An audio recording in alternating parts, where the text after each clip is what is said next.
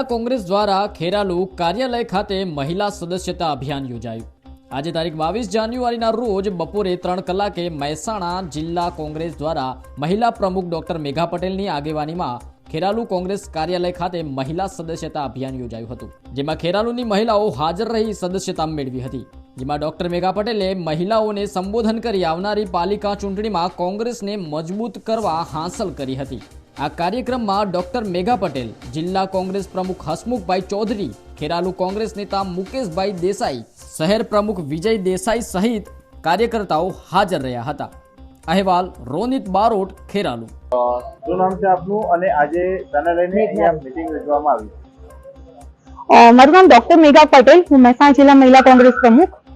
આજે અમે ખેરાલુ તાલુકાની અંદર નારી ન્યાય યોદ્ધાના એક મિશનને લઈને All Indian National Congress AICC president Alka લાંબાજી અને અમારા કાર્યકારી અધ્યક્ષ ગીતાબેન પટેલ દ્વારા મહિલાની અંદર નારી સદસ્યતા અભિયાનની એક શરૂઆત ગુજરાતમાં કરવામાં આવી છે, જેમાં મોટી સંખ્યામાં અત્યાર સુધીમાં મહિલાઓ જોડાઈ ચૂકી છે।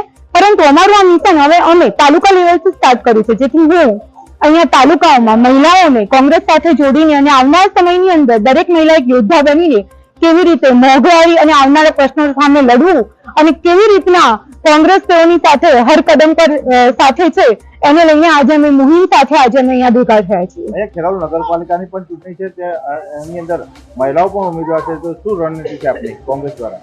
આવનારી નગરપાલિકાના ઇલેક્શનને લઈને મહિલાઓની અંદર ખૂબ જ ઉત્સાહ જોવા મળી રહ્યો છે। કોંગ્રેસની અંદર ખૂબ જ જોવાની વાત એ છે કે દરેક મહિલાઓ અત્યારે ખૂબ જ તકલીફમાં છે અને સ્વેચ્છાએ પોતાની ઉમેદવારી નોંધાવવા માટે પણ તત્પર હાજર છે।